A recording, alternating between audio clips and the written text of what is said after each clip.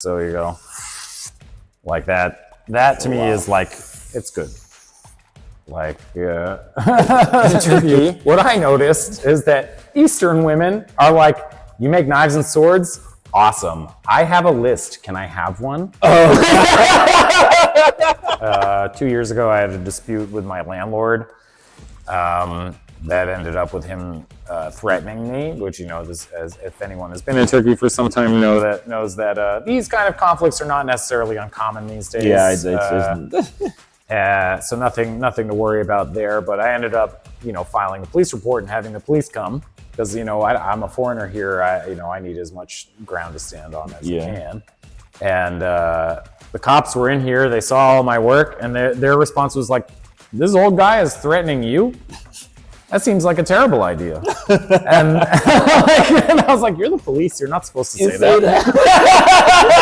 The Turkish swords, are they like curved? Most of them are curved. Most of them are curved, yeah. And that's because a lot of their fighting was done from horse. I mean, there are a few female lady knife makers and lady blacksmiths and stuff like that who are very successful and very, very talented. It's not really about physical strength if you can get the techniques down. The idea in the beginning, which I'm still doing a little bit of now, is that to have a school for craft. Okay. So like basic knife making includes stuff like forging, finishing, grinding, like all the basic skills you need to make a functional knife. And how far you want to take those skills is up to you.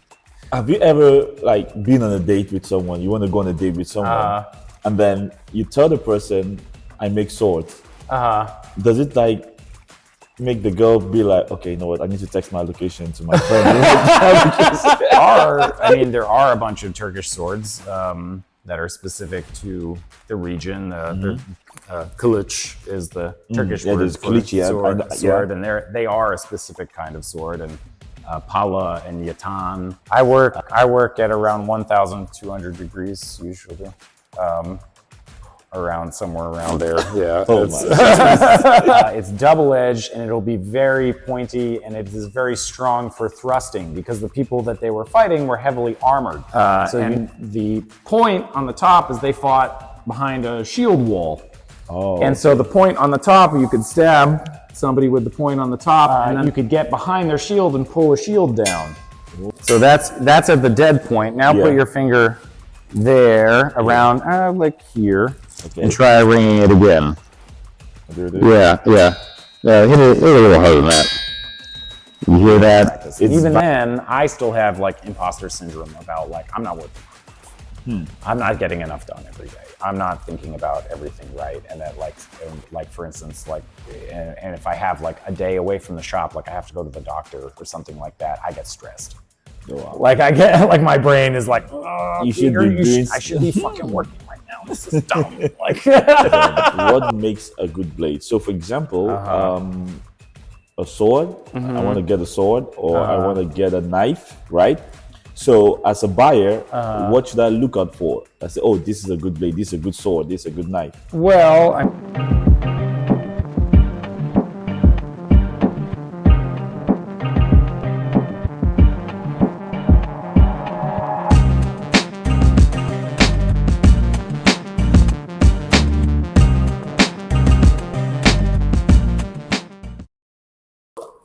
Welcome to this episode of A Random Chidi Meets. If you're new to this podcast, it's where I ask experts questions that everyone is thinking, and we get to learn something new every episode, right? And in today's episode, we have bladesmith sculptor. Yeah. So, are you an American? Yes. But living in Istanbul for over 4 years now? Yeah, almost 5. Almost 5? Almost coming up on 5 in the winter, yeah. Oh, wow. So, I mean, is there any other thing, like, could you introduce yourself like? Sure. My name's Tom. I make knives and swords and axes and stuff mostly. I have my master's degree in fine art blacksmithing. I've been doing knife making, blacksmithing, metalwork for almost 20 years now. Wow. Since 2007, if you count university, I suppose. And I've been here for 4 years. I just had like a good opportunity to get out of the States, and it seemed like the right time to do it. When you say good opportunity to get out of the States, is like, are you like trying to escape or something? I mean, I lived in 2013. I had a Fulbright research grant. I lived in Sweden, and that like really opened my eyes that we were fucking up. Oh wow! So like you saw life in Sweden as better than in the UK and yeah, in the US. like I was like, this country is only 9 million people, and they can't have the same like tax pool that we have, and yet the citizens here have so much more. Their lives, so many more things in their lives are just like not a question. And easy to handle and deal with. Like, if you get hurt, you can just go to the hospital, and you're not going to worry about like being bankrupt. Like, all of your citizens are not in crushing amounts of student debt, and like your city is extremely clean and accessible and easy to get around and well thought out. And I was just like, okay, I think we could learn a lot here, like, and in America, the S word, socialism, is like so hot topic for the other side of things, when there's the reality isn't really that. Right. It's like people kind of like don't really realize that their taxes are paying for everything. Yeah, stop, bro. Stop it. All right, you're going to have to go. All right. Okay, you're going. Right. And, okay. And, and I just was like, and after that, I was just like, oh man, I'd really like rather live somewhere that seems to invest more in its citizens a little bit. And Turkey has its problems, and it wasn't the place that I was necessarily expecting to try to move to. But I think overall here is a lot of good. Okay. Like we're all, everybody is dealing with governmental problems kind of everywhere. To be honest, like the whole world is dealing with governmental problems. Like you named a lot of like top countries, right? They have their own issues. There's a lot of conflict going on everywhere, a lot of instability going on everywhere, and at least in Turkey, if you get hurt, you're not going to go bankrupt needing to go to the hospital. Like if your basic necessities are not really that crazy. The quality of like the produce and the food is very good. Like this kind of stuff is in America, to get good groceries you have to pay a lot of money. Yeah. And I think one other thing I recognize in Turkey is that most times the public stuff, the state stuff, are better, have good quality, high quality than the private sometimes. Especially some of the big, like the state hospitals. The state hospitals, some of them are really fantastic. And they're clean, they're modern, everybody, and diagnoses are like fast and effective. They don't like that. It's so true. You see, recently I had to go do like a checkup on the hospital. So I'd done that last year. I spent about 10,000 lira. But I went to the state hospital this time around. I just went online, booked an appointment. Same day, I booked the appointment. I saw the doctor the same day. We spoke. I ran some tests, did everything. I went on a Friday, got back on Monday to have a conversation based on my results. And he said, everything is fine and good. And you know what? I spent 60 lira. And you know what? The 60 lira were for the drugs that the doctor prescribed. Yeah. That was it. Everything else was like basically. And it was so fast. Yeah. And it all shows up in that crazy like system on the internet. On e-tablet. Your government login. Yeah, that has like all of your stuff. And we can argue about like whether or not having a giant overarching governmental system that has all of your information ever in it is a great idea or not, but it does make your life life easier. Like for example, one of the things I appreciate about that portal is that when you when I want to travel, because I always need like visa as a Nigerian to go places. There are certain documents that I can just get on that portal for free. Like for example, I was trying to go to Thailand. I needed the police report. Just go on the website, just print the police report, and that's it for free. They did no charges. Yeah, no, nothing to do. Like everything is fine. Yeah, and then they keep all of your medical records. So like that blood work you got done 3 years ago, you can go back and check you can reference it. And see it. Which is really great. I think that's one great thing I really appreciate about Turkey is that ease of getting the information that you need, personal information. So I guess I think that's just a good intro about how Turkey is treating you, I guess. It's a generally I think a very positive place, and I mean you hear it here, people are very stressed out economically, but I think this is also like a global thing. It's a global thing. It's a global thing. So it's not it's just people like, oh, everyone here is really economically stressed out, and it's like, it's everywhere. So let's jump into this, right? Sure. Because we have a couple of really exotic things on this table. Like we have this, like you showed this earlier.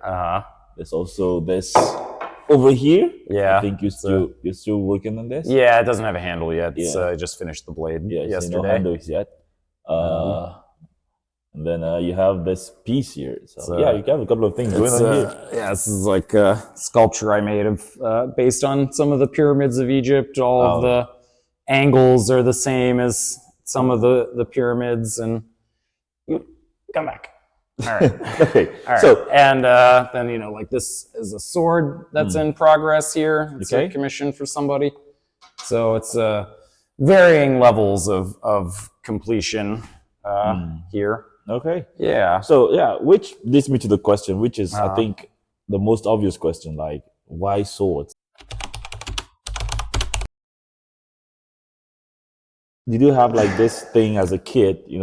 People as a kid, they'd be like, "Oh, I want to be a doctor. I want to be this. I want to be that." Like, was it a thing for you? No, actually. I mean, I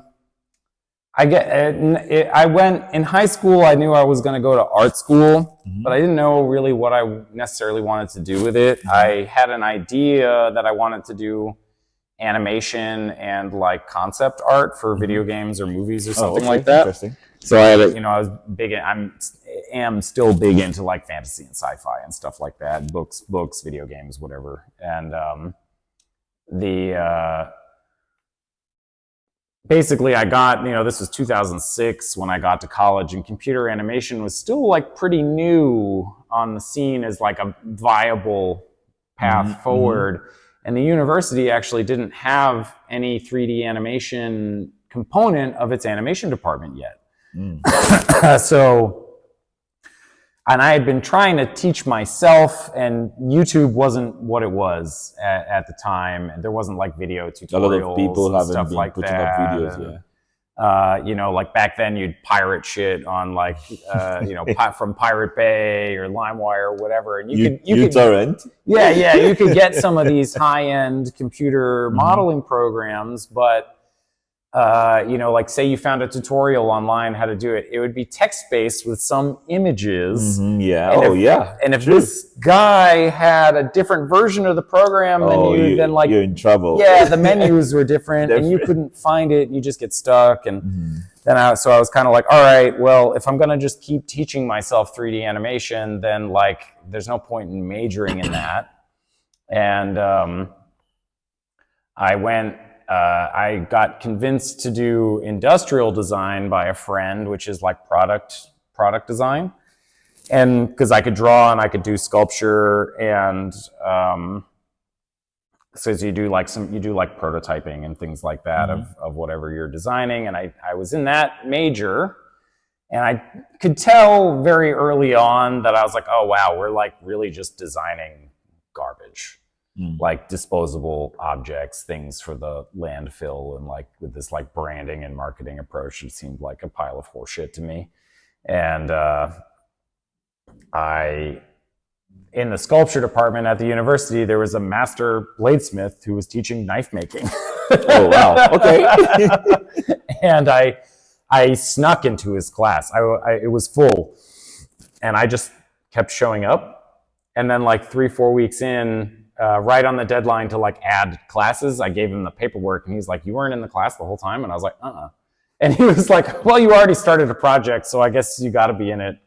And at the end, I made a battle axe off something from like based off of something from World of Warcraft. And he was like, wow, like you really like took to this for someone who's never done metalworking. If you want to, do this full time, if you switch to the sculpture department, you can make knives all day and it can be your major.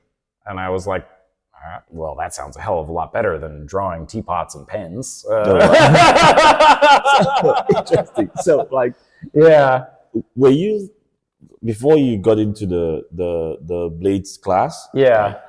Did you ever have interest in knives and blades? I mean, there was like I remember like as a kid we'd go to these like county fairs and there was always like a village blacksmith kind of like Ren Ferry kind of thing that would be around, and I always watched for a while, but I never really like thought of it as something like in a modern or contemporary context. I just sort of like I just found my like the thing about it, maybe we can shoot a little video downstairs later with the forges on, is that like I don't know, I just saw the fire and the metal and I was just like, this is so intriguing, like primal, like like wielding these forces, and I think it's very appealing to like many young men. You see hammers, it's very like tough looking. But more on that as we move through the interview. But as a young testosterone-filled 19-year-old, I was just like fire, metal, fucking yeah.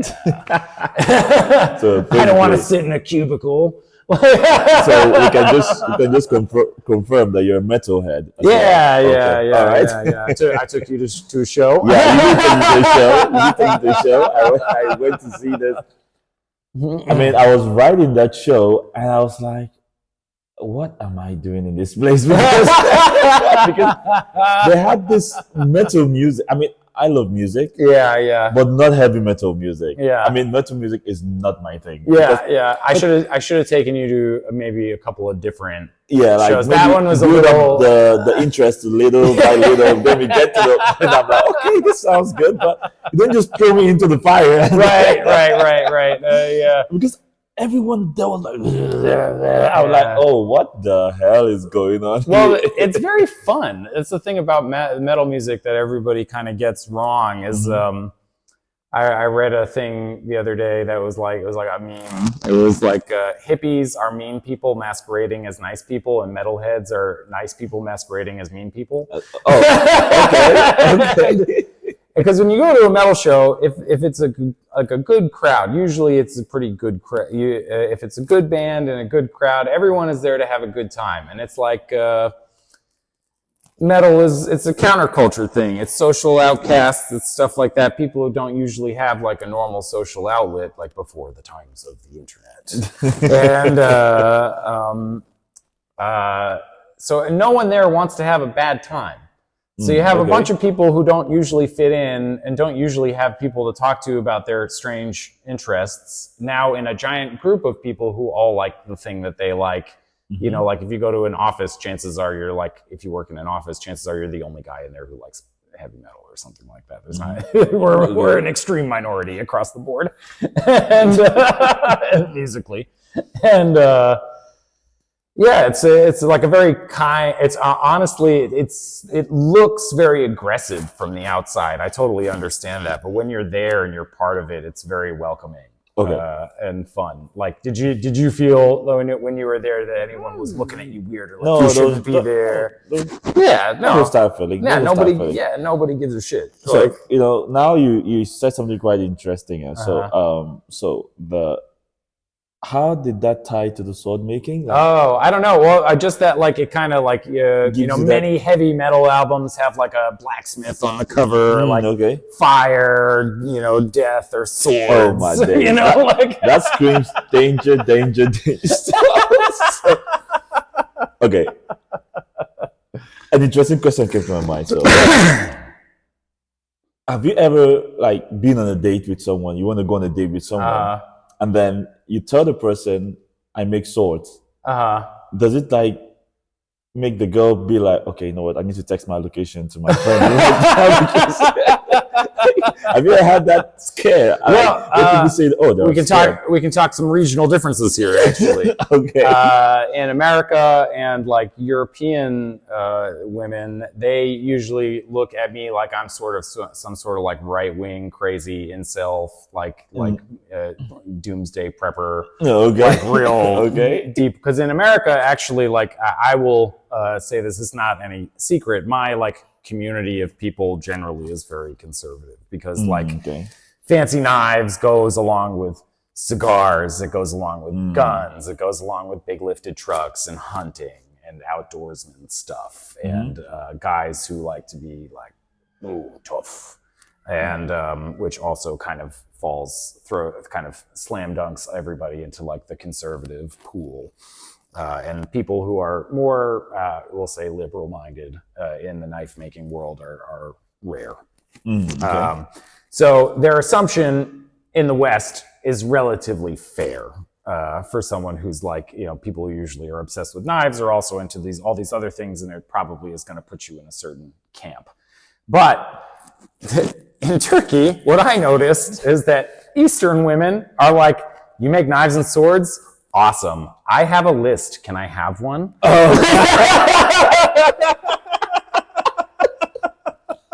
Interesting. Yeah, they're like really down with it fuels their curiosity or what, or it just. I think it's like a thing. It seems like they just like get it. Like they're like, oh yeah, you're like doing something. You're creating something with your hands, and here there's not like a. You could say, like from Ottoman, Arabic, Eastern, Far and Near Eastern cultures, you would say swords were still a thing for a really long time. As like objects of power, symbolic things, part of the society. And like you go into any antique store here, there's a ton of swords and knives in any old antique shop here. They're common. All the museums here. Full of swords. They see that as being part of like a heritage thing versus in America, it's more of a curiosity. Okay. Interesting. I think maybe I'm hypothesizing. So you're pretty sure none of them text their location to their friends? Oh, I'm sure they do. I mean, like I'm also like a giant bearded hairy man, like who's as a foreigner here. It's like Americans, Americans are generally well liked in Turkey, but like. Still, you never know. We got the combination of swords, metal music, fire. I sold them all, luckily, but I used to have a couple of like really big swords in my apartment that were that were on display as well. So I'm imagining you are going on a date with a lady, and then she goes home with you, and then she walks into your house. And then there's a display of swords. What? Goes through a mind. I mean, I can't do her inner monologue. Most of the response was pretty positive, I can say. Most of the response was pretty positive. So, I think, all right. Yeah, and I mean, nobody was like, "I'm out." In America, it had been a different story in the past. That people, like I said, people look at you like especially because like I'm not going to be dating conservative Bible thumping women, and who are going to be like into the outdoor stuff. They're like, "That's weird. I don't know about this. This is." Okay, so I mean, I looked up some popular swords in the world. Like I know, like there's a katana, there's a dao, there's a Djinn, there's a shamshi, there's a rapier or rapier. Yeah. And I mean, none of them is like directly tied to Turkey in a way. There are a bunch of Turkish swords that are specific to the region. Kilij is the Turkish word for Kilij, sword, and they are a specific kind of sword, and Pala and Yataghan. And actually, many of the regions in Turkey have knives or swords that are culturally attached to the people there. Like the Laz people in the east have like particular kinds of knives that they carry. in Yataghan in the south, they like to carry around those swords and hunting knives and stuff like that. And there is like a pretty big culture here, or historical culture of each culture having their own kind of thing. I mean, really, like there's and swords also, if you think about them, swords specifically, we'll say, were fashion objects also. You know, like your sword changed with the times.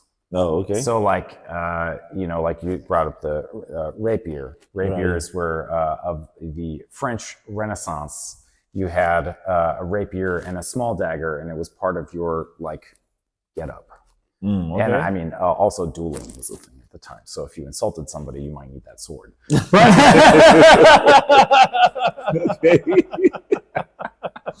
Okay. So if you think about it in that sense, like swords were kind of always around, and they're very different across spans of times because they were also like fashion objects. Okay. So what I did was I looked on ChatGPT. I looked at the top 20 popular swords in the world, and the top 20 I didn't find it Turkish. Turkey wasn't among, and so that got me thinking. So why did you decide to come to Turkey to do something that is not as popular?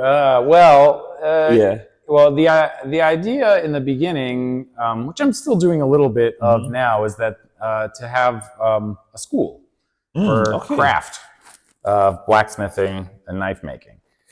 It hasn't materialized in a full sense yet. I have some students and an apprentice who come regularly, but it hasn't kind of turned into like a full-fledged thing. And that was the idea. That was because in America, sculpture, blacksmithing, metalwork is kind of tied to the formal art school experience, you might say.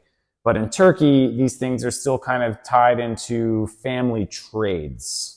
So like if your father was a blacksmith, there's a good chance you're going to be a blacksmith or something metalworking related. But it hasn't really crossed the boundary. It's not mainstream. It's not a mainstream thing yet. It hasn't crossed the boundary in a lot of ways into like the main fine art fields. You might. Would you say moving to Turkey and trying to practice your craft in Turkey so far, has it like improved your craft? Is there something you've learned over here that has changed the way you look at blades or how you make blades? I mean, it's changed certain stuff. Like, for instance, like if I get a commission for something that I need to make multiples of, here certain industrial processes are much more viable. Like, I can do things like laser cutting. I can do things like water jet cutting. I can do stuff like 3D printing because it's actually like affordable to like find places that run these processes in Turkey. Yeah, in Turkey, this kind of stuff here is like I'm not gonna say it's cheap, but it's accessible. And there's like you know, like if I need somebody to like make me something that I can't make, I can find it. Okay. Like it's not wow. There is some knife making going on in Turkey, but the community is not super big. But like industrial metal processing is huge here. Turkey's industrial base is like, quite frankly, astounding. Wow. Like you can get anything made at any quality level. I mean, they're making the airframes for the F-35 jets in Turkey. The American F-35 Super, whatever it is that they've got going on now, they make the airframes here in Turkey. Oh, wow. A lot of firearm manufacturers are in Turkey. You can, like I said, I can go 15 minutes from here that way and get stuff laser cut in any material that I can think of. Okay, so I think let's get to a bit understanding the whole bladesmith thing. So let's say I wanted to cook now. I would need like some ingredients. I need like water. I need like a plate table. So if I wanted to start making a blade or a sword, what are the 3 basic ingredients? Or what's the starter part? You need I mean, you need steel if you're going to make a knife, and it has to be a certain kind of steel that has a certain amount of carbon in it that will harden later to hold an edge. You need a way to heat it. So either if you want to strip it down to its absolute simplest, you could do that with a pit and charcoal in the ground, and a pit. What's that? like a hole. You can do that in a hole in the ground with charcoal and a hair dryer. If you really wanted to like get primitive, and then some kind of hammer and an anvil, which could be two stones. Actually, there's a lot of very interesting traditional blacksmithing videos that I've seen coming from like Central and West Africa, where they do this very old style, where they have like a super low tech charcoal coal furnace. They forge seated on the ground. The anvil is in the ground, and they make really amazing, incredible stuff, like very wild things. So yeah, you can look at those kind of traditions if you really want to see it like really stripped down to nothing. And then you need something to be able to like remove material. And if you're, again, if you're talking like the most stripped down you can get, it's just stones. Like you can use a stone to kind of like polish stuff and get an edge on things. If you want to go a little more high tech, you need some electric machinery, maybe a gas forge would do it, a steel anvil, steel hammers. It's like the barrier to entry to doing like really basic work is very, very, very low. You can do a lot of really basic stuff with extremely simple tools. There's a lot of videos on that on YouTube. So like how long does it take to like forge a sword or a knife? Well, I mean, forging is the smallest part of the process, unfortunately. Oh, okay. Yes. Yeah. So like in a day, if I had a bunch of material ready to go, I could easily forge 10 knives, and it wouldn't. Without industrial? I have a power hammer. Okay. I have a big pneumatic. But just you alone? Yeah, just me alone. I could forge out 10 knives or more of varying sizes. Oh wow! But then grinding them, hardening them, finishing them, putting another handle on them is like 4 or 5 days each. A basic knife. When you say grinding them, what does that mean? Like removing the material. Like for instance, when you look at this knife. Let me say like this was a flat bar. Okay. I have to get this down. This was, like. It was like this. It was a rough forging, this kind of texture, the black area. Like this. Okay. Yeah, the black area. And then, I have to remove the material with progressively finer Zimpara abrasives. So like I start with like a 40 grit abrasive, which is like very, very, very rough, but it removes a lot of material very quickly.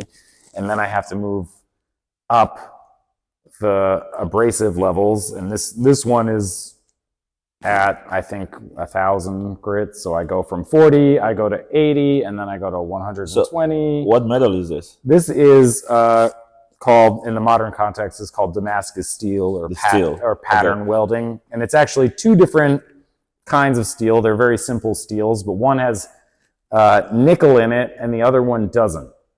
And so. Kind of like the Turkish ebru, like the paper marbling. Basically, you make assemblies of layers of steel, and then you manipulate them to create different patterns and structures. So you're saying this now, and I'm thinking in my head, this is steel you're talking about. This is not water. So how are you manipulating steel? Like, do you need something super strong as well to be manipulating steel, or is the steel like steel?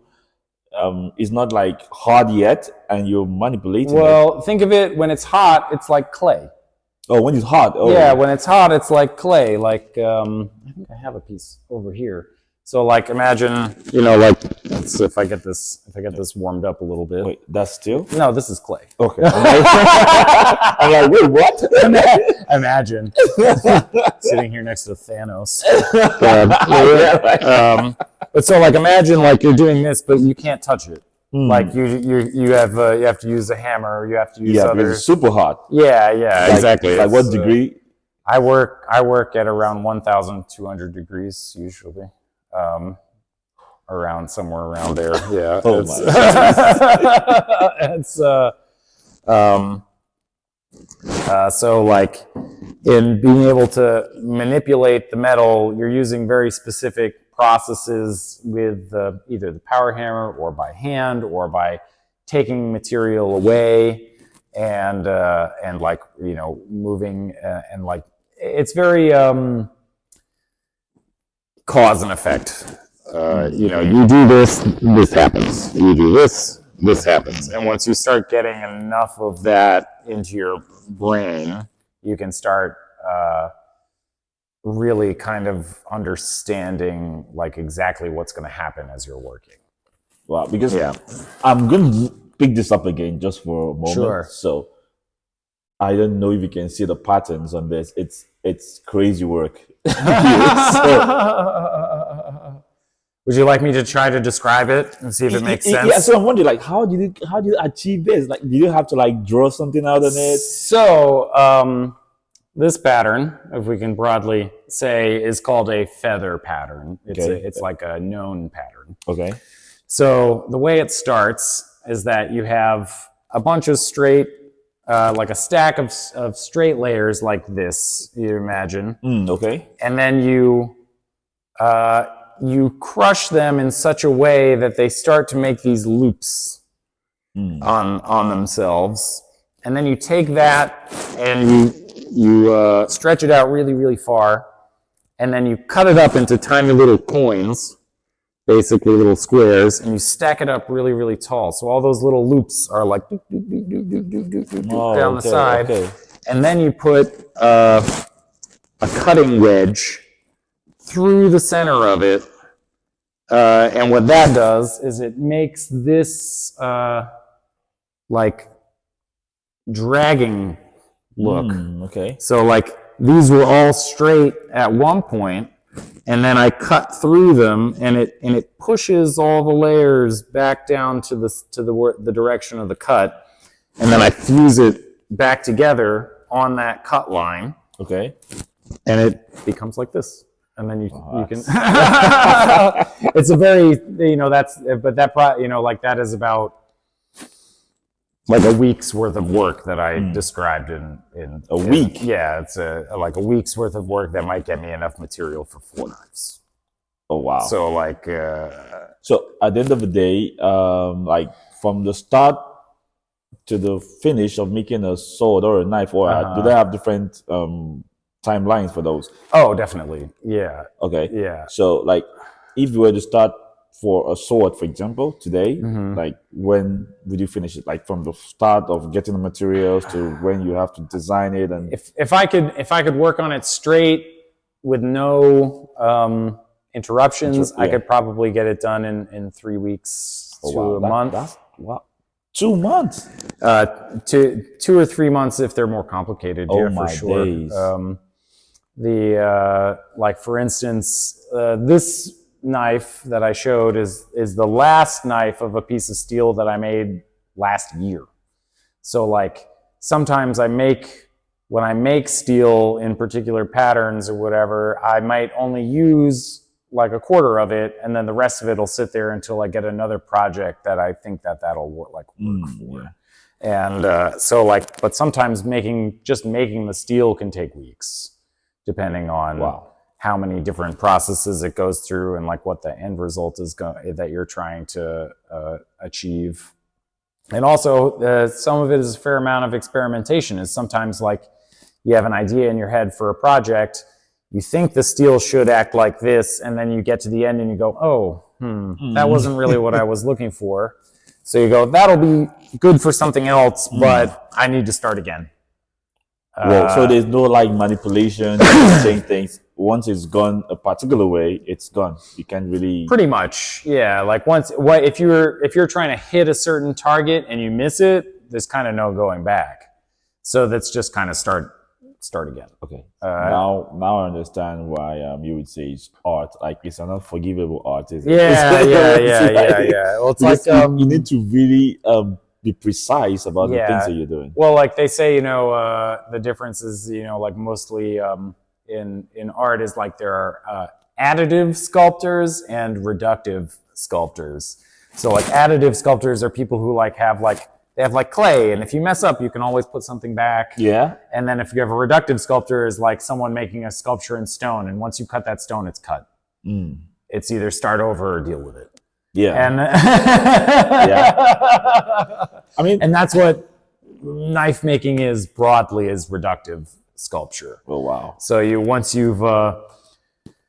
a project can always become something else, but it maybe never become the thing that you were aiming for if you miss something along the way. But also, it's a chaotic process, and you encounter stuff that maybe you didn't necessarily plan for, but sometimes the thing that you didn't plan for is better than the thing you were planning for. Okay. Yeah, so well, I think generally that's art. Yeah.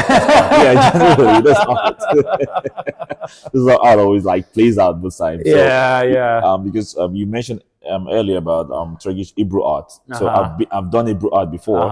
So you put your ink on water, you're trying to draw out patterns, and you have something in your mind. Yeah. But that at the end of the day, you're like, that's not what I was aiming for. But, but that looks good. Yeah. There's something cool there. But then also that's the mastery of it, is that you can pick it up. Like I can take you downstairs. We can make a knife-shaped thing downstairs. And you'll go away with something that is like, if we sat down there for a full day, we could make a functional knife in a day.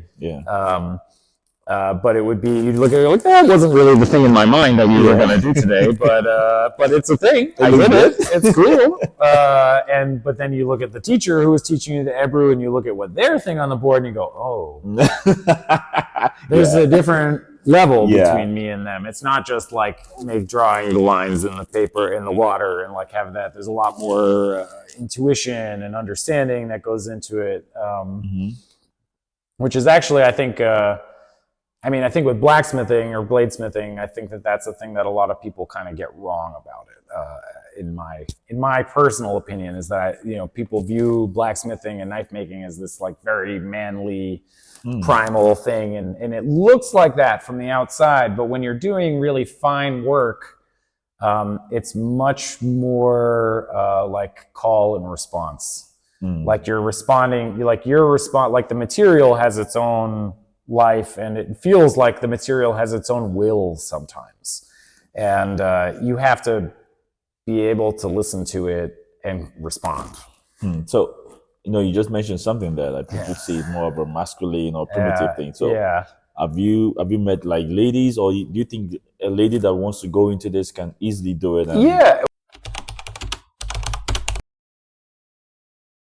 Well, I think there are a few female lady knife makers and lady blacksmiths and stuff like that who are very successful and very, very talented. It's not really about physical strength if you can get the techniques down. So if you can become a master of technique, you don't need as much physical strength, and that's male or female. Like my professor from grad school, he's a short, wiry little guy, and he could out blacksmith me any day of the week. If you're talking getting something to a finished project under the hammer, just because he's got 30 years of experience and technique on me. That's and it interesting. It counts. It really counts.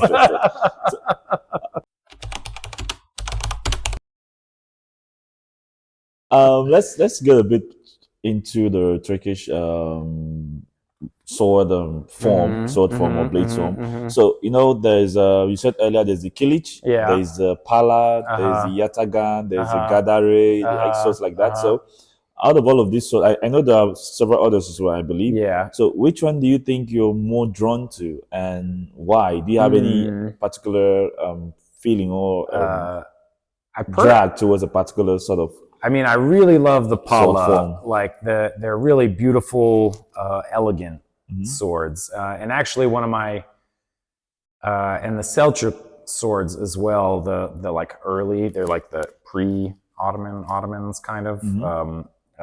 They have a particular kind of sword form, and actually the sword, the ceremonial sword of Mehmet Fatih Mehmet, that's in Topkapi Palace, is like one of my favorite swords. What type of sword form is that? It's kind of like an early. It looks in its form, it's more of like a Selçuk sword, but it's huge, and it doesn't. To me, it says it's a ceremonial sword because the thicknesses are like, it doesn't seem like it would be very wieldable. And he has also in that collection his set of like swords that he actually carried as well. Okay. But it's this absolutely gorgeous sword. It has raised gold inlay down the whole blade, like basically saying like Fatih's the man. Anybody who comes against him is going to lose. Like in the eyes of God and Almighty and everything on it. It's like really excellent. You know, and it's the sword itself is very, very beautiful. But I think, and I would say this, as opposed to like European style swords, well, you have, if you want to really nerd out, the swords in this region, actually pre-Mongolian contacts, were mostly straight. The curved sword comes from cavalry, people who were fighting from fighting with swords on horses. Because a curved blade gives you a longer slicing edge with a smaller point of contact. So it's like it amplifies the cutting force of the sword while decreasing resistance. So it's wow. Yeah. Yeah, because I'm trying to understand that. Because I know there's the Turkish swords, are they like curved? Most of them are curved. Most of them are curved, yeah. And that's because a lot of their fighting was done from horseback. And so the sword form actually tells the story of the sort of fight it was used for. Yes, of course. The form follows function, as they say. So, you know, for instance, this sword is based off of a European model. It's a hand and a half swords, which means that you can wield it one or two handed, and it's long, it's double-edged, and it'll be very pointy, and it is very strong for thrusting because the people that they were fighting were heavily armored.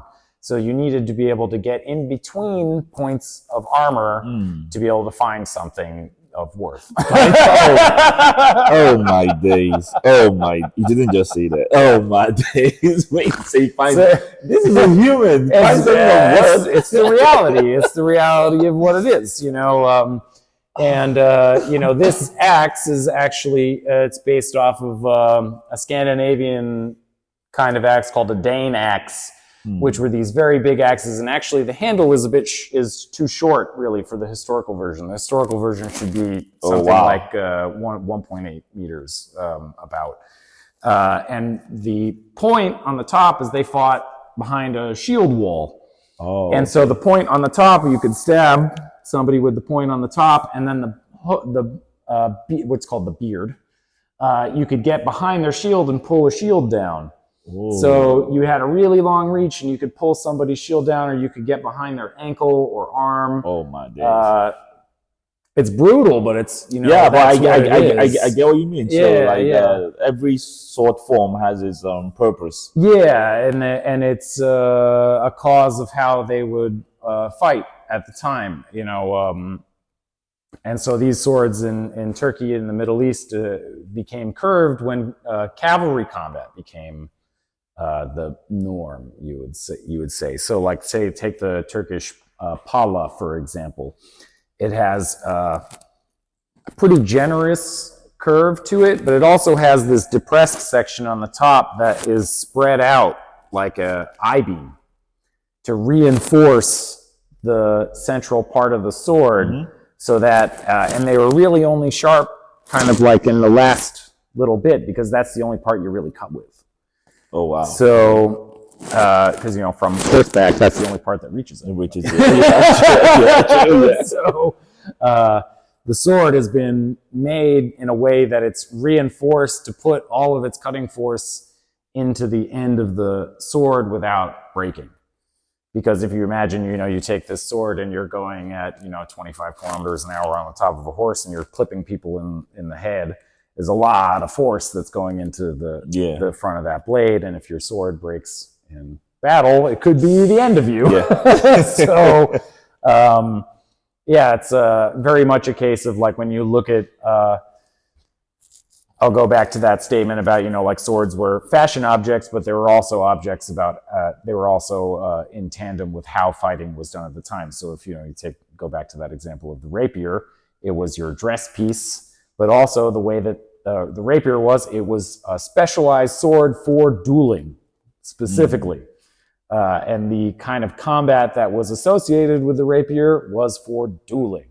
So like the sword is your fashion thing, and the nicer your sword was, that maybe meant the more dangerous you were in the duel to not be offended. So it's like a double sort of like fashion, protection, statement piece, kind of all wrapped up in one object. What would you say makes a good blade?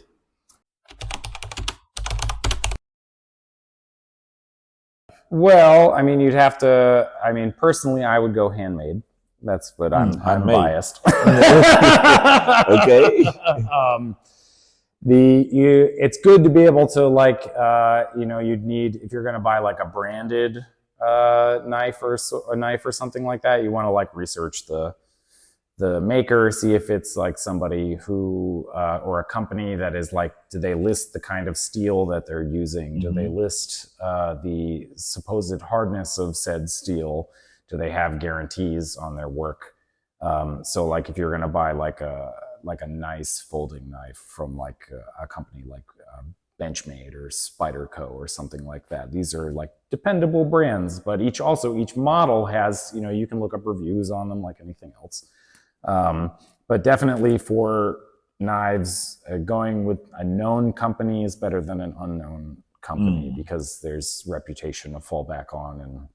And if you're going for handmade stuff, there's a lot of small details, you could say, that separate the men from the boys, as it were. Right now, I can show you on this piece, like if someone were to show me this piece and it was by somebody I didn't know and it didn't have any like maker's mark on it or whatever, the things that I would look for, like I sight the blade and I make sure that it's straight. Okay. And I check the edge and I make sure that the edge is straight. I make sure that the tip is centered. And centered, okay. Yeah, and I look at the finish. Is the finish which is like how shiny and smooth the surface is. If I look down the surface, are there any ripples in the surface? Is it flat, like where it's supposed to be flat? These things, which are called the plunges, are they identical? Oh, okay. And symmetrical. Are they not only in the same place, but are they symmetrical? So the plunges is where the handle stays, it's where the bevel cuts across the main cross section, you could say. Is the tang centered on the thing? Is there like this, someone might say, oh, this tang is a bit short, they might say. But the way that I have it planned for the rest of the handle, it'll be part of something bigger. Okay. If the knife is complete, like what is the handle construction? Like if the pieces that butt up against the rest of the knife, are they fit together really well? Are there gaps? Can I see glue or can I see something that's filled? Okay. Is the handle symmetrical to the blade and centered on the blade? There's like this is called the clip. Is the clip symmetrical and straight? So there's a lot of like quality monikers, but they're hard to see online. So like the best place to, if you go to like an expo. So you need to walk into a store or shop and look at the blade yourself. Yeah, you need to be able to inspect it yourself. And that's kind of, I think, become a little bit of a problem in the knife making world these days, is because so many people are buying sight unseen online based on like Instagram following. And it's kind of, I think it's sort of like decreased the quality level at certain places, or what people are paying a lot of money for not what they should. Because most of these companies are getting away with mediocre like finishing. Like good videos, good marketing. And that's all you need. For a sword is something very different. The same things apply to a sword, but if you're looking for a functional sword, functional sword, but if you're gonna buy a sword. You know, like buy a functional sword. Okay. You know, I'm not in the business of half-assing things here. Okay. Okay. So if you're gonna buy a sword, that probably something you're gonna use as a means of protecting yourself or something. Okay. I mean, I just have to put that out there. Protect yourself. My professor, he would say, you know, like the hallmarks of a good tool is that, like, if you were Superman and you threw it to the other side of the world to a completely unknown person and they picked it up off the ground, would they understand what it's for? Oh, okay. And that's, and like, or you never know. If you had to depend on this thing, would it save you? Okay. You know, right. that fair kind enough. of thing. Fair enough. Yeah. And to sell somebody something like a sword is, to me, honestly, kind of serious. Like, I sell these things with a, you know, like a pretty heavy disclaimer, like whatever you get up to with this thing is not any of my business, nor my problem. I'm selling you something that is a real weapon. It is dangerous. Yeah. I can't really like skirt around that fact. And if you do something stupid with it and you get hurt or you hurt somebody else, that is completely on you and it has nothing to do with me. On top of those things, we say in people who make swords, there's a big difference between a sword and a sword-shaped object. Okay. So on this blade is it's in its infancy right now, we could say. It's not quite real yet. But it already has a lot of the correct characteristics, which is that the taper of the sword is very regular and straight. When you say the taper, that's it's 6 millimeters here and about 3 here. Okay. So that taper is very regular and straight. The edges are very regular and straight. Everything, this piece also has, when you pick it up, it feels light. It feels lively. Try it. It doesn't feel like a bar of metal. Okay. It feels like it can move. Yeah. It has, and that's about the weight distribution. Okay. And these tapers, it does like, I don't know if I can see it, if we'll be able to see it here. Maybe if I stand. I'm going to stand for a second. Okay. So if you take this thing and it has like a resonance to it. And that's because, it's like the sound is just evenly spread or something. Right, and it does this, but if you put it here and you hit here, it's dead. Oh, yeah, that's interesting. Because when you get the weight distribution right. Let me just hold that a bit. Yeah, sure. Because I don't think Nora is gonna know what you just did. Maybe. So I'm holding here right now. Yes. And I do this.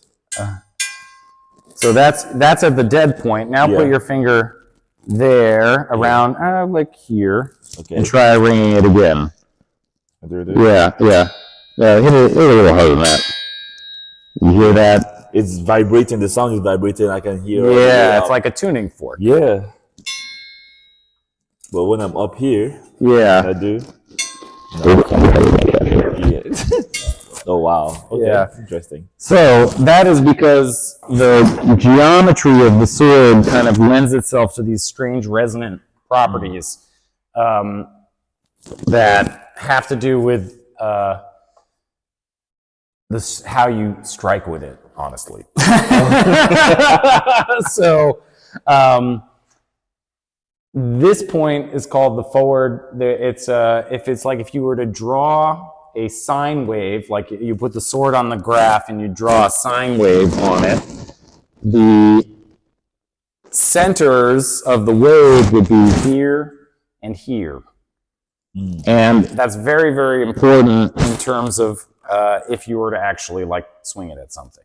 Because here means that, and here means that it's dead in your hand. It doesn't vibrate in your hand, and it doesn't vibrate when you hit something, which means that you can keep a better grip on it. And it's actually, I may be wrong about this, but there is I think, talk about a technique of getting swords to if you hit them in the wrong place, the vibration fucks with your wrist and you might drop it. Oh, okay. So like the resonant properties of the sword, also these only happen when the sword is like correctly proportioned. So so when I'm going to a store to buy a sword, how do I check that out? Do I actually? I mean, you can see it a little bit if I do it's easier when it's upside down. If I hit it, you can see that it vibrates. Oh yeah. And you can see where the spot where it doesn't vibrate, and you can check if that is like where you're, nothing. Yeah, it changes a little bit. Yeah. So you can kind of, and usually when you see swords, like mass-produced swords at like a store these days, it's just something that's been like laser cut out of a sheet of metal, and they put two little shitty bevels on it, and it has no dynamic properties at all. It feels like a paperweight. And and when you pick up, like, come back when this sword is done, and I'll put it in your hands, and you'll be like, this is a scary thing. Oh, okay. it really looks scary now, so. When you pick up one that's like correctly proportioned and it feels right, it feels like it wants to go. Like it feels like alive in a way. So while we were talking earlier, you mentioned something about having a disclaimer, right? Like when you're sending a sword to someone, you have a disclaimer. So are there like regulatory licenses, for example, for swords in Turkey or in the US? Not for production, as far as I understand, and not in the U.S. at all. So what about for buying? If you're going to buy this thing? Well, the problem is like certain companies like UPS and FedEx won't ship swords, but DHL will. I don't know. And I don't really to own them. Totally fine. I mean, in Texas, you can open carry a sword. You can like wear a sword in public, which is fine. But that's it's Texas. It's an anomaly. And generally, you shouldn't have them in public like any other offensive weapon. But usually owning things privately is not a problem. In Turkey, there are certain restrictions on the production of, I guess, double-edged stuff and stuff that they would say has a blood groove in it, which is like otherwise known as a fuller, which has like it's like basically an I-beam section of the knife. It's not people view them as this thing to make people bleed more, but it's not about that.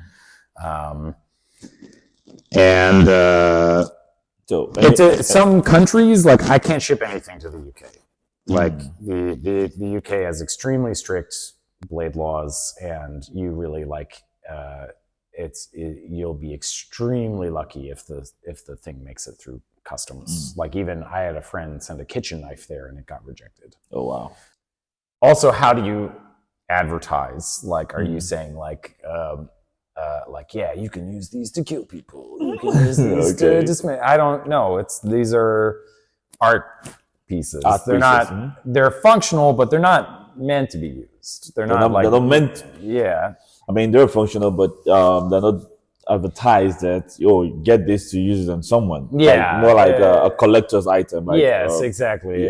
Like having a sculpture in your home or something like that. So it's not I mean, I definitely don't advocate or advertise anyone to use these on anybody in any sort of offensive. Yeah. So you mentioned something being functional and something being like a collector's item. How would you describe a blade, right, or a sword? Let me say a sword as a cool knife or a collector's item.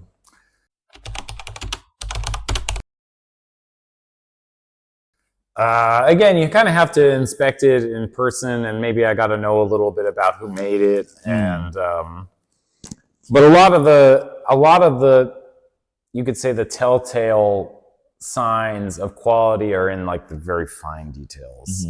And something that is like a production object, or something that was like we call it mall ninja shit. Like what did you say again? Mall ninja shit. Like in a mall. Okay. Yeah. Stuff that you buy for $20 that are gas station knives. Also, is a popular term. There's like a lot. It's like, say it's like a folding knife. When you open the knife, does it jiggle, or does it like lock up really solid? Can you move it at all? Like, that's generally like a quality thing. Like low quality knives, the knife it's gonna jiggle a little bit. When you close the knife, is the blade centered in the handle, or does it move, or is it off to one side? Yeah. Like these are the kind of things that like are hard to quantify, because it is definitely an effective, like there is like a maximum and there is like diminishing returns on how good can it be, and then after that it is based on reputation and like how much time you've been involved and how well known you are. So there is, and then also like your own design sensibilities as well, because there are some people who are have been knife makers for a really long time, and I mean, if I'm being totally honest, they can't design their way out of a paper bag. And but they're masters. The quality is there. I just think the knives are ugly. It's just, but they've been there forever. And, there's something to be said that they were kind of like part of the original part of the industry. So like design wasn't really part of the game then. Just if you could make a really cool knife, it was functional enough. Knife, I guess. Yeah, and functional knife, it was enough. Also we'll say the requirements and understanding of the collectors has also changed over time. When knife making was like revived in the 1970s, like the quality levels were way, way lower than they are right now in the handmade sphere of knives. And over time, the quality has gone up and up and up and become standardized to a certain extent there's this one organization called the American Bladesmithing Society that kind of you can do testing through for journeyman and master, that has very strict quality requirements and functional testing of a knife to make sure that you meet their standards. And that's like one way that you can tell, like my knives have a JS stamped on them for journeyman smith, which denotes that I passed a test, which means that my knives should be at a certain quality level. Again, this is something like you'd have to do a little bit of research. It's hard to quantify at a glance. If somebody says online they have this sharp video and says, I'm like the Turkish, the Kilij Usta Instagram. It's all laser cut swords out of sheet steel with laser engraving on them, and they look like. But he's calling them. The company calls themselves a master. And you're like, come on, guys.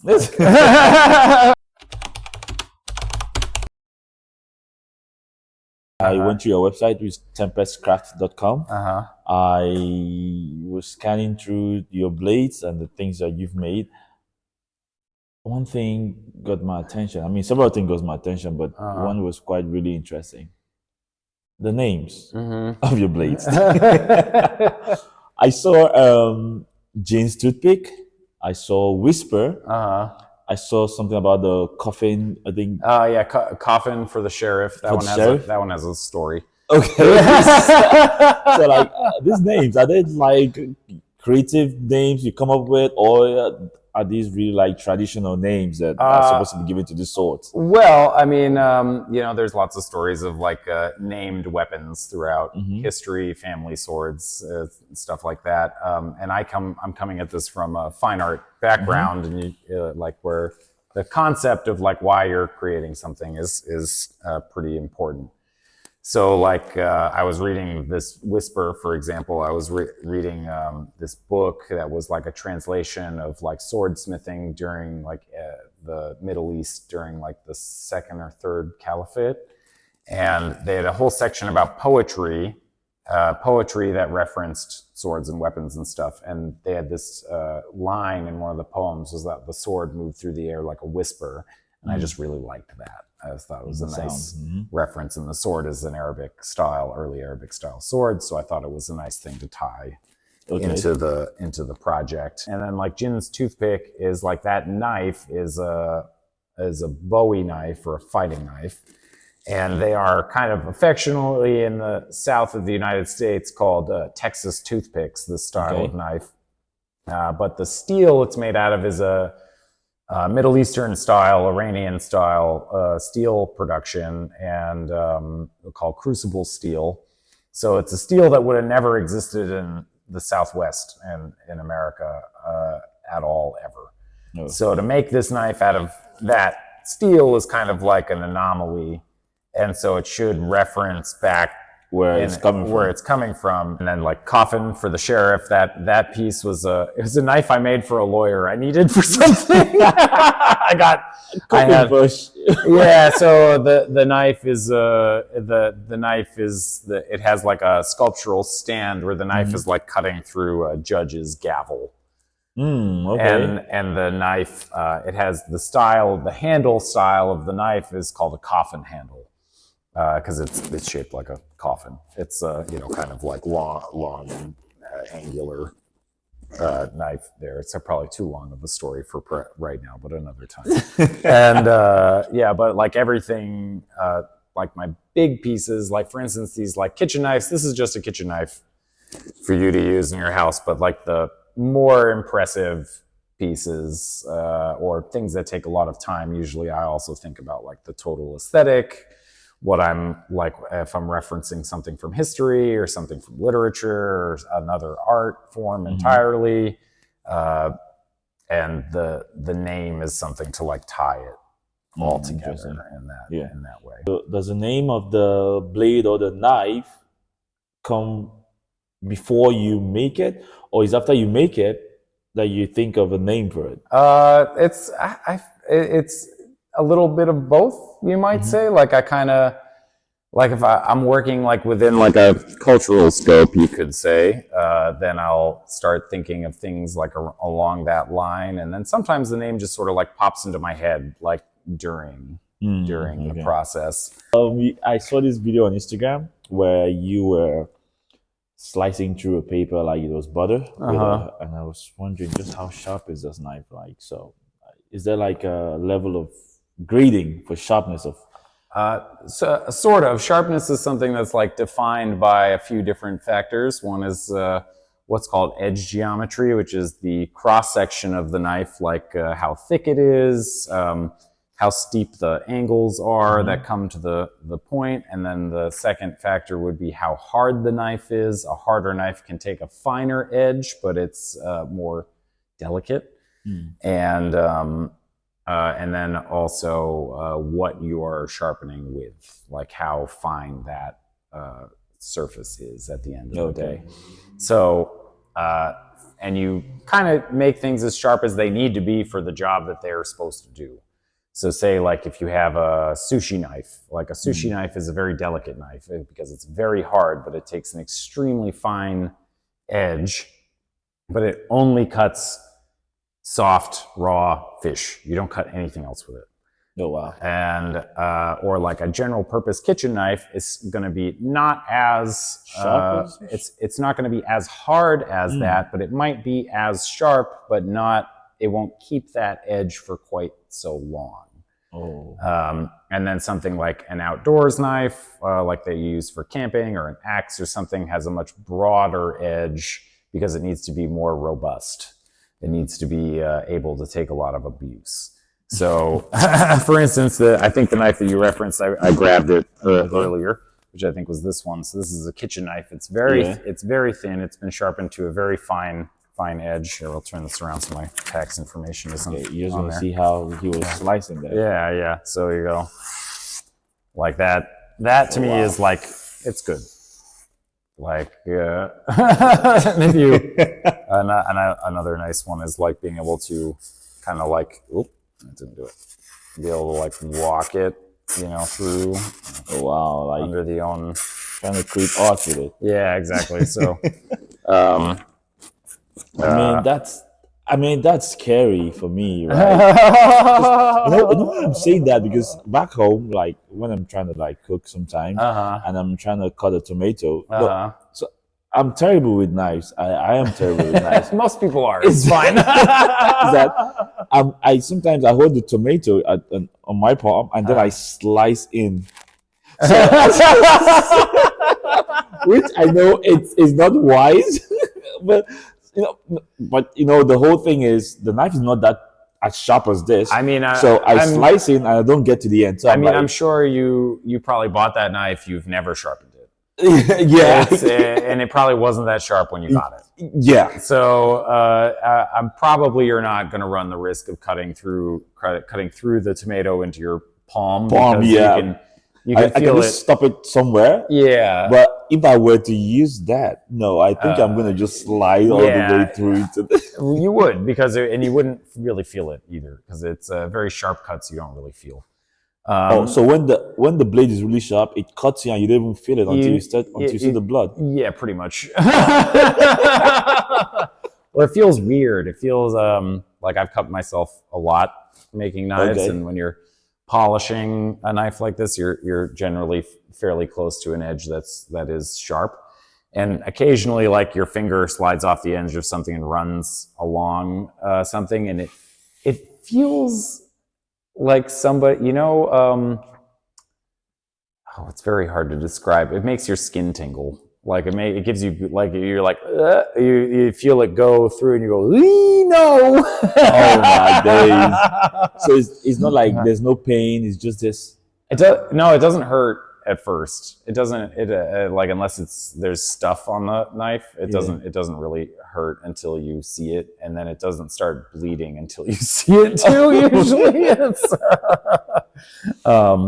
But actually, to me, a sharp knife is a safer knife to use because it requires a lot less force. Your action is like like the cutting action is directly affected, into whatever you're working on. You don't have to put excessive force into it to like make the cut, and then it's also a cleaner cut. It's more efficient, so you cut more stuff faster. So you're hopefully not my but you're not struggling. So it's like easier experience over time. Like once you start, I can come to your house, I can sharpen your knives, and the knives that you already have, and you'll understand. Like next time you go to cook, you're like, oh, okay, all right. I guess I've had dull knives my whole life, which was my experience too before being a knife maker and like educating myself about these kind of things. You've also done knives or swords for movies, right? And how is that making knives for movies? It's a totally different thing. Like you're making not a functional object. Usually they're made out of aluminum because they need to be light, because actors do lots of takes and they don't want to get tired. And also they're dull so that they're not they're not a danger to them, doing the sword choreography or fighting choreography. And it's more of like, this is more of like base contractor work, they have art, they give me the art, I make a technical drawing out of that, we approve that, they send it back to me as saying, thumbs up, I produce the thing for them. You do the drawing as well? They make like concept art, and then I have to turn that into like a technical drawing for like, you can see all the parts and like how it's constructed. Okay. And then I send that back to them. They say, great job. And then I produce their thing. So I don't really have a lot of like creative input in that process, which is fine. Sometimes you need that. It's nice to be able to just like turn your brain off and make something for somebody else on a piece of paper, you know, like you're not like a lot of this other stuff is, you know, like I'm very emotionally attached to my work. It's like a big part of who I am. And then when somebody says, "Hey, just make this thing and I'm going to pay you," and I go, "Okay," you know, you can turn the key off and idle through it. So would you have loved to, or would you love to be more involved in the movie, you know, making swords or props? Or it would be really fun. Like the movie industry seems very chaotic and fast-paced and interesting. Definitely, I'd like to do some more stuff with it if the right project kind of comes through. Because also, there's certain times where you're like, someone approaches you about a project, and you're like, that just isn't my kind of thing. I mean, there's like a thing. It applies to like many trades where someone approaches you with a project, and you give them like a huge price because you don't want to do the project. Okay. But if they take you up on your price, you're like, okay. I mean, I wasn't gonna, but I mean, if you're gonna pay, exactly. Generally we call it the fuck off price. But like, you know what? Some people take the fuck off price and they're like, they don't care. So then you end up doing work you're not really that interested in or care about, but it pays bills, you know.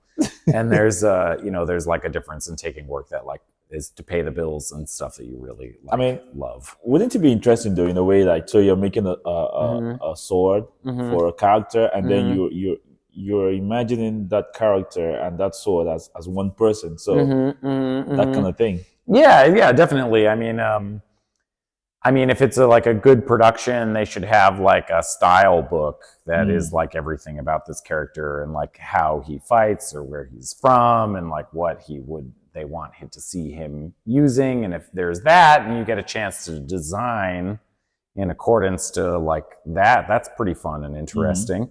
It's a nice challenge. But sometimes people come to you with like art and it's like real dumb, and you're like, do I have any input here? And they're like, no. And you're like,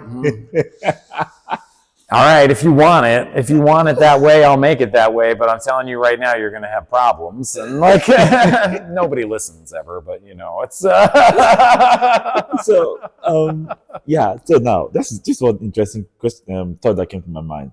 When you're making a sword or a knife, do you have a persona in mind for that piece? Yeah, sort of. I mean, I guess it kind of broadly falls into like the conceptual end of whatever I'm doing. If it's like something, you know, like one of my more sculptural pieces, you could say maybe I have like, I made a piece last year where it's like the piece is like it's like a Afghan kind of North Indian knife called a khanjar, which is like just translates to dagger, but it's kind of broadly associated with this kind of like very curvy thing. And I had this really beautiful piece of like mammoth ivory. And the form of the knife to me was kind of looking like a comet, like with the tail. Like the blade was the tail and the handle was kind of like the mass in the beginning of it. And I was like, it'd be kind of fun to like have this thing where it like looked like it was impacting the ground like a asteroid impact.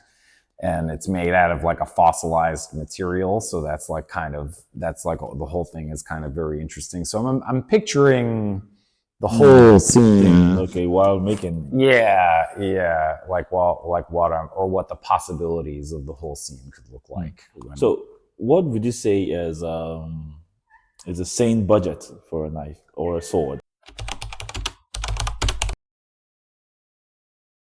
I mean, if you want a very nice like production, like a nice production piece, you could spend $100 or $200 or $50 if it suits you For a knife. For like a quality one.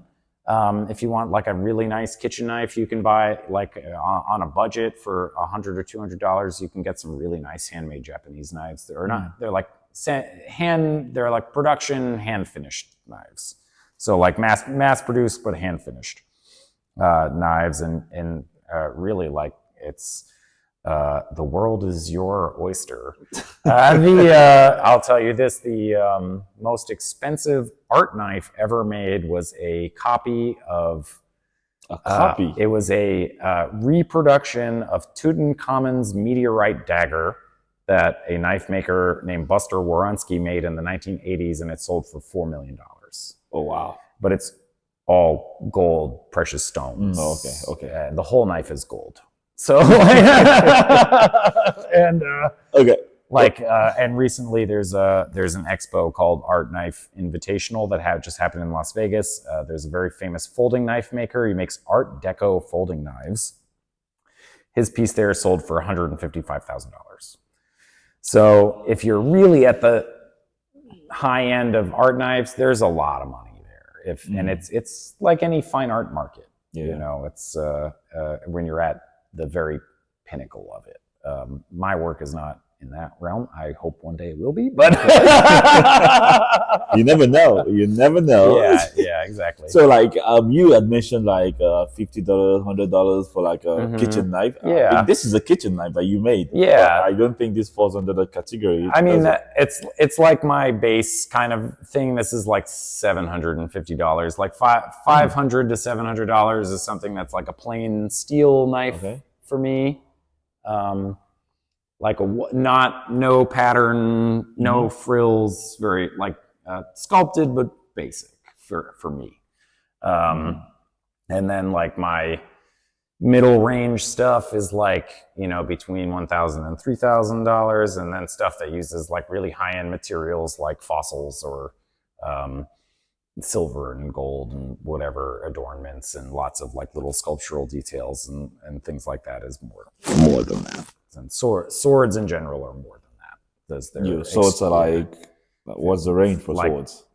I mean, for me, it's like $4,000 and up because it's they're a huge time and material investment, and there's a lot of like fussing to make them feel right and to like have the right weight distribution and to like have the production, the sword to make the sword be what it needs to be.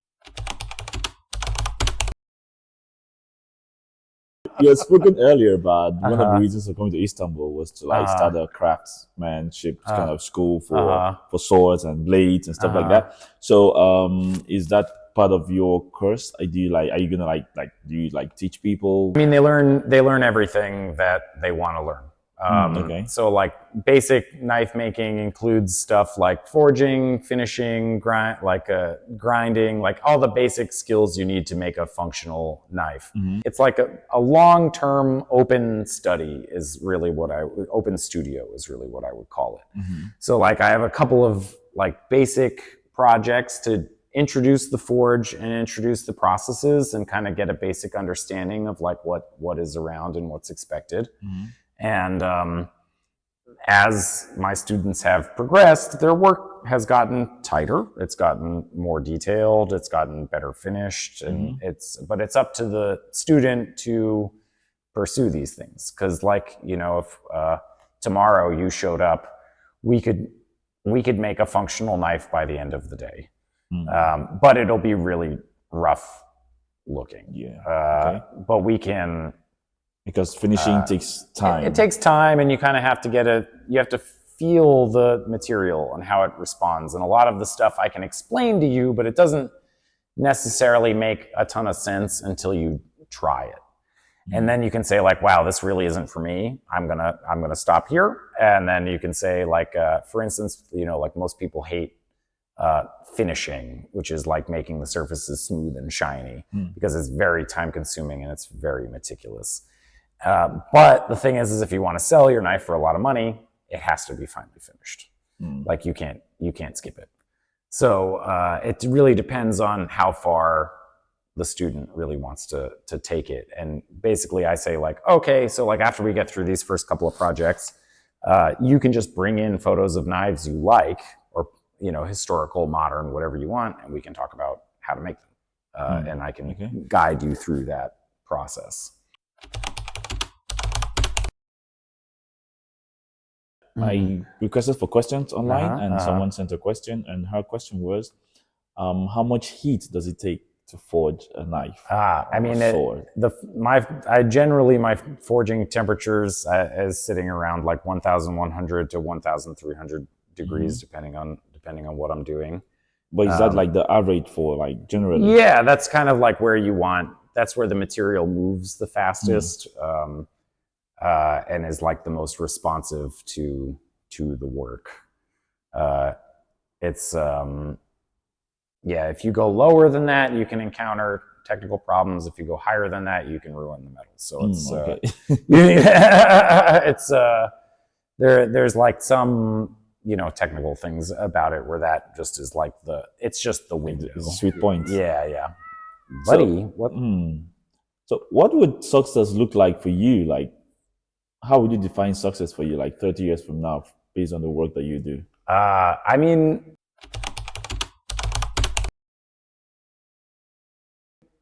I think success for me kind of looks like, did people who bought my work enjoy it for what they bought it for?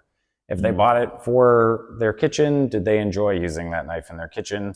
If they bought it to look at, did they enjoy it as a part of their home, as their aesthetic space?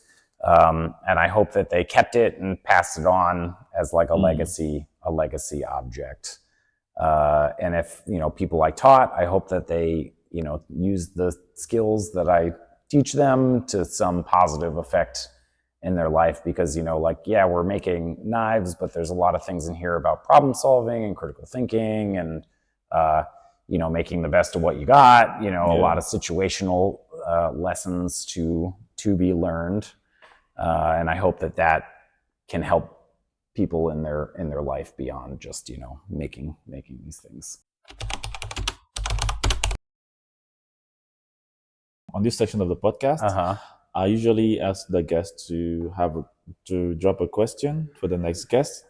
So my previous guest left a question, and I'm going to ask you that question. When you're done answering the question, you're also going to drop a question for the next guest. Okay, so the question from the previous guest was, what makes you you? How do you handle yourself when you're in good times and when you are in bad times? I think the broad answer to this is like personal discipline in a lot of ways, because when times are good, you can get lazy and you're like, oh, I'm doing great right now. I don't have to work that hard. But you never know what next week is going to be like, or next month is going to be like, and if you're not producing, yes, or petting the cat, as it were, then you can find yourself very suddenly far behind in a way that you didn't anticipate. So, and when times are good, I'm happier about generally like the work, because this work is hard, and there is people say that thing is like, oh, when you work on your passion, you never work a day in your life. I think that this statement is like horse shit, because like I love doing this stuff, but there's a lot of part of the process I don't enjoy, and they're like, it's very difficult, it's very time consuming, it's very like certain, like I try to have certain projects at different stages. So like if I look at something and be like, I don't have the mind to figure that out today, I can go and do something else and still be productive. And then in the bad times, you still need that discipline, because when the times are bad, it's even more important that you get up every day and you get to work, because you're not going to find whatever's going to change your situation by sitting at home doing nothing. I think a lot of people have this misconception of being an artist. Being an artist is like very like carefree and like you don't have to do anything, man. And like it's when you're a self-employed artist, your marketing, your emails, your maintenance, basically everything. Yeah, you're like all the tools downstairs, I have to make sure they still work. Like I have to clean the bathroom. I have to sweep the floors. Like And if any of that falls behind, it all impacts me in a negative way. So the discipline of being, I think the discipline of being a self-employed artist is extremely important. And that's like, I think that a lot of people get wrong about art. So you would say that discipline is what makes you you? I think so in the current times, because I don't think I could have survived the last couple of years if I wasn't extremely disciplined in like my practice. And even then, I still have like imposter syndrome about like, I'm not working hard enough. I'm not getting enough done every day. I'm not thinking about everything right. And that like for instance, like, and if I have like a day away from the shop, like I have to go to the doctor or something like that, I get stressed. Oh, wow. Like I get, like my brain is like, oh, I should be fucking working right now. This is dumb. Like, okay. But I think you also kind of like, to be a working artist, you kind of have to be that kind of a psycho. Like it's not like it's not a life for everybody. It's not for chilling and just no, that's the stereotype of just I just get high all day. I do whatever I want. I mean, that's what most people think about artists. Yeah. I mean, there's time for that later, but like you got to get the work done first. Okay. Okay. So good answer. So what about your question?